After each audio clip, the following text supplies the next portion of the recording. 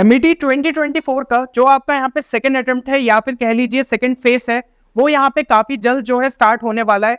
तो ये जो आखिरी के दिन आपके पास यहाँ पे बचे हैं, उसमें हमें क्या चीजें करनी चाहिए ताकि आपको जो है मणिपाल यूनिवर्सिटी के अंदर एक अच्छी जो है यहाँ पे ब्रांच मिल जाए। तो ये चीज जो है हम इसमें देखने वाले। सबसे पहली चीज अगर मैं जो यहाँ पे बात करूं, जो कि सबसे ज्यादा इंपॉर्टेंट भी हो जाती है, वो है कि अब आपको जो है डेली कम से कम एक मॉक टेस्ट जो है देना है। क्योंकि फर्स्ट फेज में भी ये चीज हमने देखी थी कि कई सारे स्टूडेंट्स का स्कोर अच्छा नहीं आ पाया था क्योंकि उन्होंने जो है मॉक टेस्ट दे के नहीं गए। मॉक टेस्ट देने से आपको पता चलता है कि पेपर पैटर्न किस तरीके से है। यहाँ पे एमईटी के अंदर क्वेश्चंस आपको कम ही देखने को मिलते हैं, लेकिन आपको जो है टाइम को तो भी प्रॉपर तरीके से यहाँ पे मैनेज करना रहता है ताकि आप ज्यादा से ज्यादा क्वेश्चंस को यहाँ पे अटेम्प्ट कर पाए। अब अगर आपको ये नहीं समझ में आ रहा है कि कहाँ से जो है हम रेलिवेंट मॉक टेस्ट यहाँ पे प्रैक्टिस करें, तो आप हमारी वेबसाइट 10qchallenge.in पे विजिट कर सकते हैं। वहां पे आपके लिए एमईटी 2024 के मॉक टेस्ट यहाँ पे अवेलेबल है। तो ये जो सेट ऑफ 5 मॉक टेस्ट है, आपको इन्हें जरूर से प्रैक्टिस करनी चाहिए अपने एग्जाम के पहले। तो यहाँ पे प्रोसीजर आप सभी के सामने है कि किस तरीके से आप जो है इन मॉक टेस्ट में इनरोल कर सकते हैं। अब देखिए यहाँ पे अगर जो है हम सेकेंड फैक्टर पे आए, जो कि आपको यहाँ पे याद रखना है आपके एग्जाम के पहले, तो वो ये चीज हो जाती है कि मॉक टेस्ट दे रहे हो, उससे ज्यादा जरूरी होता है कि उनका एनालिसिस भी करो, क्योंकि एनालिसिस के थ्रू आपको पता चलता है कि आपकी यहाँ पे कहाँ पे गलतियां हो रही है।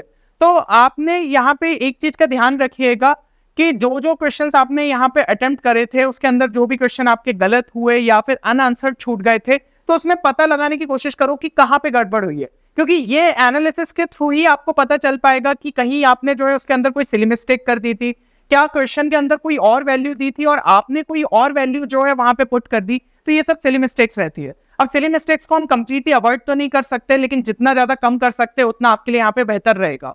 और साथ ही साथ ऐसा तो नहीं कि कोई फॉर्मूला ही आप भूल गए थे या फिर जो है कोई कॉन्सेप्ट आपके लिए काफी ज्यादा नया था।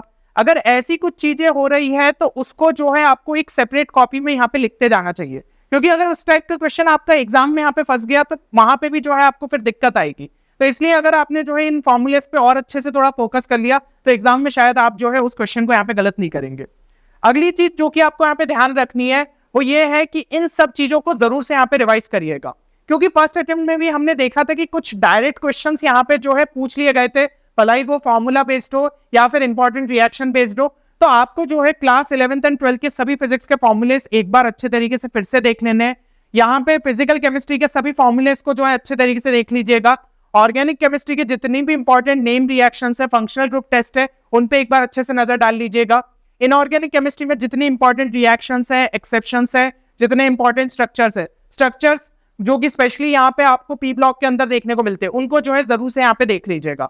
एंड मैथ्स में जो है आपको कंप्लीट सिलेबस के यहाँ पे फॉर्मूलेस अच्छे तरीके से जो है कर लेने चाहिए।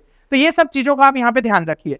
इसके अलावा आपको जो है जेईई मेंस 2023 एंड 2024 के अभी जो क्वेश्चंस पूछे गए थे, उनके जो है कम से कम उनको एक बार जो है अच्छे तरीके से यहाँ पे सॉल्व कर लेना चाहिए। अब लेट्स से कि आपने जो है पहले सॉल्व नहीं किया था, जेईई मेंस के टाइम जो है आप उतने ज्यादा प्रिपेयर्ड नहीं थे, आप पीवाईक्यूज नहीं लगा के गए, तो आप एक चीज ये कर सकते हैं कि एटलीस्ट उनके जो है सॉल्यूशंस एक बार अच्छे से देख लीजिए। उनके जो है जो भी चीजें वहां पे कॉन्सेप्ट्स उसमें इन्वॉल्व है वो एक बार अच्छे से जो है जरूर से चेक कर ले, क्योंकि अगर सिमिलर टाइप का क्वेश्चन आता है तो आपको जो है एमईटी में काफी ज्यादा यहाँ पे हेल्प मिल सकती है, क्योंकि एमईटी का लेवल अगर हम जो है देखें तो जेईई मेंस से हल्का सा ही कम रहता है। तो यहाँ पे आपको जो है ये चीजें जरूर से यहाँ पे फायदा प्रोवाइड करेगी।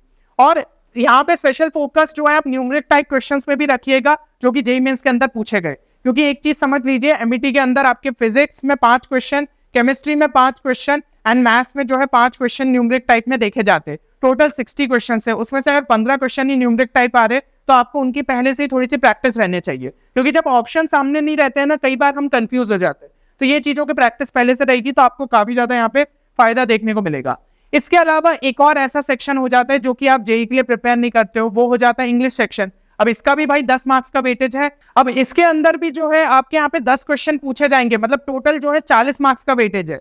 तो इसलिए आपको जो है इंग्लिश को यहाँ पे हल्के में नहीं लेना है, और यहाँ पे प्राइमरी नॉलेज जो है आपको चीजों का जो है होना चाहिए, ठीक है। भला ही वो हम कह ले कि सब्जेक्ट और यहाँ पे जो आपके वर्ब्स रहते उसका इन्वॉल्वमेंट, या फिर टेंसेस का जो है किस तरीके से हम करेक्ट यूज यहाँ पे देखें, और आपको जो है ग्रामर बेस्ड चीजें कि भाई कोई सेंटेंस के अंदर कैसे जो है एरर को आइडेंटिफाई करे, या फिर जो है फिलअप अगर आपको दे दिया है तो क्या चीज जो है उसको वहां पे सुटेबल वर्ड उसको जो है फिलअप करेगा, वो चीजें आपको पता रहनी चाहिए। तो आप जैसा कि जानते हैं कि बिटसेट के अंदर भी जो है आपके इंग्लिश सेक्शन आपको देखने को मिलता है, तो अगर आप बिटसेट के लिए प्रैक्टिस कर रहे हो तो एमईटी में भी डेफिनेटली आपको यहाँ पे फायदा देखने को मिलेगा। तो इसलिए जो है बिटसेट के लिए जो भी स्टूडेंट्स प्रिपेयर कर रहे हैं, जो भी इंग्लिश में आपने करा है, और थोड़े से क्वेश्चंस यहाँ पे एमईटी से पहले आप प्रैक्टिस कर सकते हो। और यहाँ पे बिटसेट के लिए भी जो है हम आपके लिए इंग्लिश के लिए एक सीरीज लेके आए हैं, जिसके अंदर वोकैब वाला सेक्शन जो है आपका कवर हो रहा है, नए नए वर्ड्स आपको यहाँ पे पता चल रहे हैं। तो अगर आपने इसे चेक नहीं किया है तो लिंक आपको डिस्क्रिप्शन में देखने को मिल जाएगी, जरूर से इन वीडियोस को जो है देख लीजिएगा एमईटी से पहले। आपको कहीं ना कहीं इससे फायदा होगा, समझ में आएगा कि नए वर्ड से जो है किस तरीके से टैकल किया जाता है, उनका मीनिंग जो है किस तरीके से यहाँ पे हम निकाल सकते हैं अगर हमें सेंटेंस के बीच में वो वर्ड यहाँ पे यूज हो रहा है। तो ये आपके लिए काफी ज्यादा जो है हेल्पफुल सीरीज साबित हो सकती है। बाकी मेरे हिसाब से आपको सारी चीजें जो है यहाँ पे क्लियर हो गई होगी कि आखिरी के दिनों में आपको किन चीजों का ध्यान रखना है।